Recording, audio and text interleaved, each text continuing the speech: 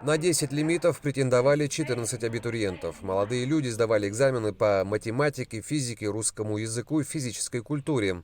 Абитуриенты показали неплохие результаты, однако, по словам специалистов, физическая подготовка большинства соискателей оставляла желать лучшего. Только двоим из поступавших удалось полностью уложиться в установленные нормативы.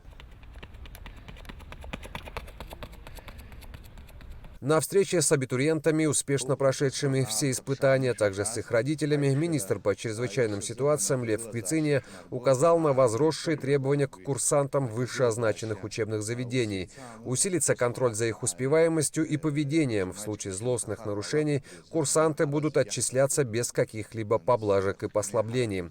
По словам главы спасательного ведомства республики, принято решение о том, что будущие выпускники вузов МЧС России, направленные на учебу из Абхазии, будут распределяться на места дальнейшей службы вне зависимости от фактического проживания, а по решению руководства МЧС.